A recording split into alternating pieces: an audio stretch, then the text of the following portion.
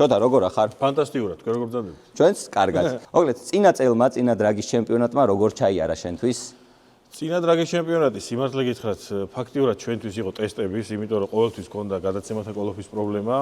საბოლოოდ წლის ბოლოს მოვაგვარეთ ეს გადაცემათა კოლოფი და თან ისე დაემთხვა რომ სიცივეები იყო და უკვე რეკორდი რაც გვინდოდა დაგვედო, ფაქტიურად ვერ დავდეთ რეკორდი და ცოტა ისეთ არასაკმარის მდგომარეობაში დავრჩით რა, მეტის შესაძლებლობა ჰქონდა და ეს შესაძლებლობა ვერ გამოვიყენეთ რა.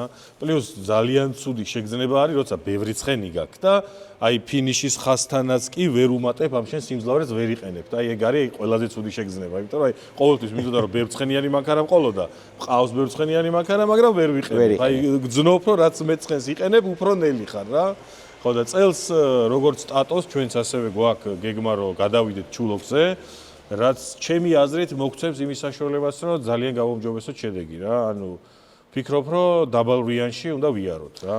ეს ჩულუქი ტექნიკურად რას გვაძლევს? უკეთეს მოჭიდებას საფართან. ჩულუქი ძალიან ზრდის მოჭიდებას კი, ეგრეთ წოდებული ანტისკვადი და სკვადი არის ეგეთი პარამეტრი არის, რომელიც ფაქტიურად, როდესაც გრეხავი მომენტი მიდის, კარდნიდან, თუ ქართულად როგორ არის, ეს ჩულოქი ტრიალდება, მიწაში დაბლა აწვება ამ საბურავებს და მოჭიდება იზრდება. პლუს ამას ქვემოდან კიდევ დამატებითი ლინკები აქვს, 4 ლინკი აქვს, რომელიც მანქანას ქვემოდან აწვება და ცხვირს მაღლა წევს და მთელი წონა გადმოდის უკვე უკანა საბურავზე რა. ჩვენ ძალიან ბევრი ვიწვალეთ იმისთვის, რომ წონა მაქსიმალურად უკან გადაგვეტანა, ძრავი უკან შევწიეთ, გაგრილების სისტემები უკან დავაყენეთ, რაღაცა შედეგი მოგცა, მაგრამ მაინც მთელი წონა ეხა ტურბო, ძრავი ძალიან ძიმე წინ კიდია და რაღაცნაირად გჭირდება ბერკეტი, რომ ეს აწიო და მთელი წონა უკან გადაიტანო და ჩულოქი ზუსტად მაგის საშუალებას გაძლევს რა. გაჩერების კუთხით როგორ იქნება? ყველას აქვს ეგ კითხვა. გაჩერების კუთხით ძალიან რთულია, იმიტომ რომ არასტაბილურია რა ჩულოქი, მაგრამ იქიდან გამომდინარე, რომ ჩემი მანქანა ცოტა გრძელია, ვფიქრობ, რომ იგივე პრობლემები არ მექნება მე, რაც მაგალითად შეიძლება ტატოს კონდეს. მაგრამ ტატოს ის პლუსი აქვს, რომ წონა ნაკლები აქვს, მე წონა მეტი მაქვს და რაღაცნაირად უნდა დავაბალანსოთ და უნდა გავჩერდეთ. რომც ვერ გავჩერდეთ, მაინც უნდა გავიაროთ, სხვა გზა არ არის. აპირებ თუ არა პარაშუტის გამოყენებას? ძალიან საინტერესო კითხვაა, მაგრამ აკითხვას აქვს ერთი ლოგიკური პასუხი, არა და ვერა, იმიტომ რომ პარაშუტს აუცილებლად ჭირდება გასაჩერებლად ძალიან დიდი მანძილი. პარაშუტი არის არა იმისთვის რომ გაჩერდე, არამედ რომ დაგისტაბილუროს მანქანა რა. რო არ მოწყდეს გაჩერების დროს. ამისთვის ძალიან დიდი მანძილი გჭირდება სწორი. ჩვენ ტრეკზე მაგის არანაირი შესაძლებლობა არ არის, იმიტომ რომ მოხვეულზე ატორმოზე ფაქტიურად და პარაშუტით შეიძლება უარი შედეგი მიიღო, იმიტომ რომ ვერ მოუხვევ რა. ახლა პირდაპირ კიდე ვიცით რაც არის და არავის არ გვინდა იქ მოხვედრა და შესაბამისად საქართველოში სანამ სხვა ტრეკი არ გვექნება ამ ტრეკზე პარაშუტის გამოყენება ფაქტიურად არის შეუძლებელი. თუ რაღაცა ალტერნატივა გაჩნდება თუნდაც სადმე ან ავტობანზე ან ბევრად ისეთ ადგილას სადაც დიდი მანძილი გაქვს, ხო? იქ აუცილებლად პირველ რიგში ტატოს პარაშუტს ალბათ დემონსტრაციას გავუკეთებთ. ლექსუსზე მოგვიყევი. რატომ მაინდა-მაინც ეს ძარა? და საიდან წამოვიდა საერთოდ ეს იდეა, რომ დრაგსტერი უნდა აგეწყო? ამ მანქანის, ამ ძარის არჩევა იყო ერთ-ერთი ყველაზე დიდი შეცდომა, რაც ცხოვრებაში დამიშვია, მაგრამ მაინც საინტერესო იყო, იმიტომ რომ თავისი, ასე ვთქვათ, ხადავოი არის ძალიან სუსტი. ყველა კვანძის გაძლიერება მოგვიწია, იმიტომ რომ ვიცით ამას თავისი სიმძლავრე რამდენიც აქვს, ძალიან სუსტია და შესაბამისად მაღაზია არის ყველაფერი გათვლილი, ყველა ლინკი, ყველა დეტალი არის უსუსტესი და რაც მე იწვევს იმას, რომ დიდ სიმძლავრეზე მანქანა თავისით უხვევდა, საბურავებს ითრება, ძალიან რთული იყო ამ ყველაფრის მოგვარება და დაგვიჯდა ძალიან ძვირი. მიუხედავად აქედან ძვირი დაგვიჯდა, იმიტომ რომ გამოცდილებაც არ მქონდა. თან ვსწავლობდით და ყველაფრის კეთება გვიწევდა ძალიან ბევრჯერ რა. და ეს მანქანა იმიტომ ავირჩიე, რომ მყავდა უბრალოდ. სხვა ძრავი იდო შიგნით და ერთი იზრავი ამოვიღე, გავყიდე, იმიტომ რომ არ მომეწონა RB იდო შიგნით. და ძალიან დიდი ხანი ეგდო ეს მანქანა და ახლა აღარ ვიყიდე ცალკე მანქანა და მეთქი ამაში ჩავდებთქო, მაგრამ თავიდან რომ დავიწყეთ არ მქონდა ამდენი გეგმები, ფიქრობთ რომ 1000 ცხენი ალბათ მაქსიმუმი იქნება, თუ მივაღწევთ ეს იქნება პიკი თქო და მე შევყევით და საკმაოდ გავცდით ამ სიმძლავრეს და კიდე დიდი მიზნები გვაქვს. მოკლედ, საქართველოში ცხენის ზალების რეკორდი გეკუთვნის შენ. და რამდენი ცხენის ზალა არის ეს? ზრავიდან? საქართველოში კი ბატონო ჯერჯერობით მე მეკუთვნის, ეს არის საბურავზე 1200 ცხენი არის, 1400 რაღაცა ცხენი გამოდის ზრავზე, 1500 ცხენამდე. სიმართლე გითხრა, ბოლოს ვიყავით, სეზონი რომ მორჩა დინოზე ვიყავით, რომ გვინდოდა რომ მაქსიმალური, 1700 ცხენი არის ამ ტურბოს, რაც გვიყენია მაქსიმალური, მაგრამ რაღაცა ბლოუ-ოფიდან გამომდინარე პატარა პრობლემები შეგვექმნა და ვერ ავწიეთ სიმძლავრე. და დავანებეთ თავი რომ ბარემ სხვა რაღაცებს მივხედავთ და შემდეგ სეზონზე ვფიქრობთ რომ 1700 ცხენს უკვე გავეთამაშებით. ამ კონკრეტული ძრავით. თუ მეტი დაგჭირდა გვაქვს კიდევ ერთი ძრავი, ანუ ისიც ემას 4-ია, ოღონდ სეტაპი სხვა არის და ვფიქრობთ რომ 2000 ცხენს გაცდება უკვე ის ძრავი რა. 2200 ცხენამდე ალბათ შეძლებს რომ იმუშაოს.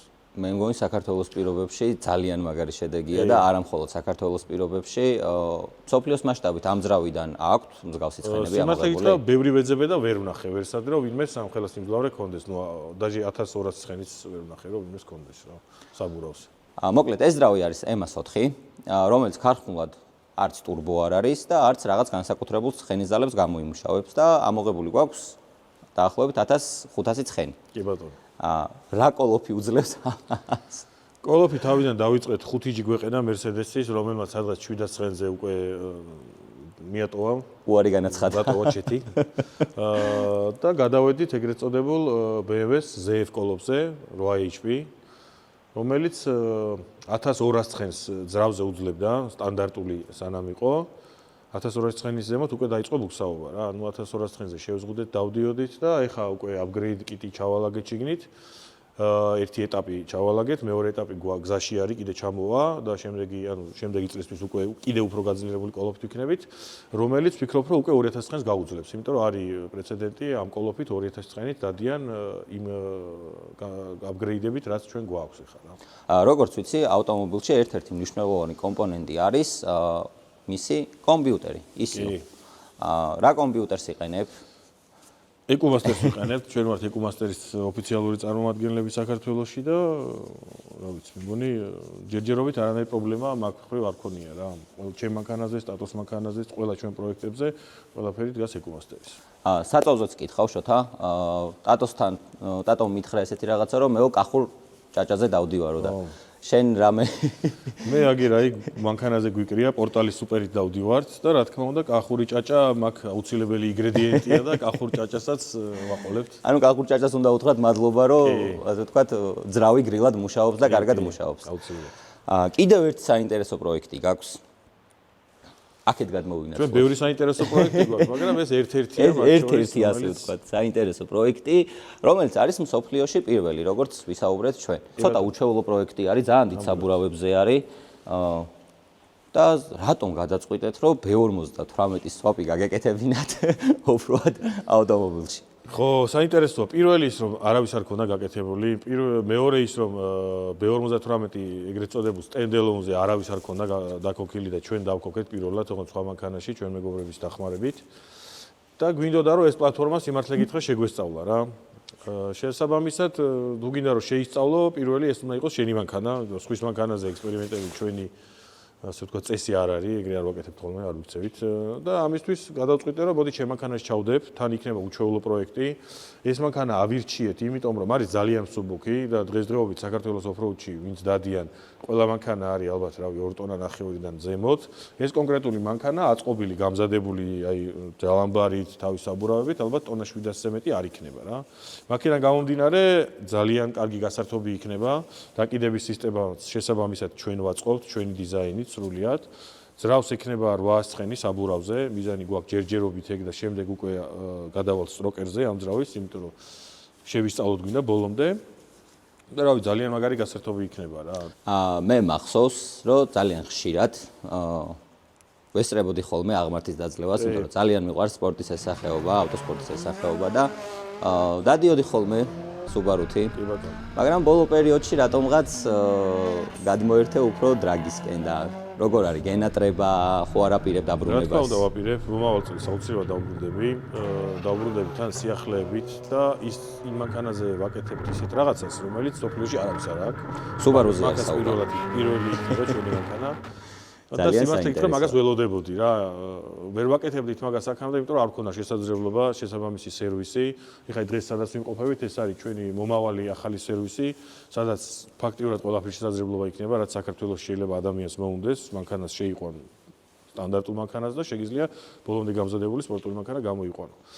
აი აქ უკვე შეგვიძლია რომ ის Subaru გავხადოთ ისეთი, როგორიც ყოველთვის მინდოდა ყოფილიყო და რომელიც ჩემთვის ძალიან სასიამოვნო სატარებელი იქნება რა და წელს 2026-ში აუცილებლად დავბრუნდები Subaru-თი აღმართის დაძლევაზე, ოღონდ ძალიან დიდი სიახლით, რომელიც არ ვიცი, იქნება ალბათ დიდი სენსაცია არა მარტო საქართველოსთვის, არამედ მთელი მსოფლიოსთვის. რბოლელები ძალიან ხშირად წრიული რბოლიდან, აღმართის დაძლევიდან, დრაგიდან თუნდაც გადადიან ხოლმე დრიფტში. არა, დრიფტი არა. დრიფტის გარდა ყველგან წავალ, ოღონდ დრიფტში არ წავალ არასდროს. დრიფტი არ არის ჩემთვის, რომ დრიფტერებს დავეხმარები მანქანების აწყობაში, მაგრამ დრიფტში არასდროს არ წავალ. ეს არის ჩემი განაცხადი, ესეთი ხმამაღალი.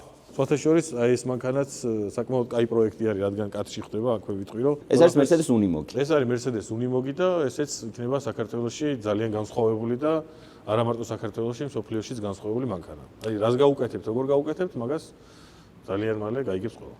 ერთია რომ ავიღოთ BMW-ს კოლოფი, დავაკავშიროთ Mercedes-ის სწრავთან და შემდეგ უკვე პროგრამულად და კომპიუტერულად ეს ორი რამ სწორად ვამუშაოთ. აი ეს ყველაფერი როგორ კეთდება? რას იყენებთ ამისთვის, რა კომპიუტერს იყენებთ? მაგისთვის ვიყენებთ TurboLami კი არსებობს ესეთი კომპიუტერი, რომელიც არის standalone კოლოფის კომპიუტერი, რომელიც ძალიან კარგად მართავს. ოღონდ ეს როგორ არის, თვითონ კოლოფში თავისი ტვინი რაც არის, ის უნდა ამოიღო DEP შიგნით ეგრეთ წოდებულ პლატას, რომელიც პირდაპირ გამოყავს, ანუ სტანდარტ კოლოფში ტვინი და ყველაფერი არის შიგნით. ჩვენ შემთხვევაში ტვინი არის გარეთ გამოტანილი, რომ იყოს ცივად, თან დიდი ეგრეთ წოდებული ტრანზისტორები აქვს და დიდენს აძლევს, რომ სწრაფად ირეაგიროს სოლენოიდი მალე გახსნას, ასე ვთქვათ, მალე შეავსოს ის მუხტა.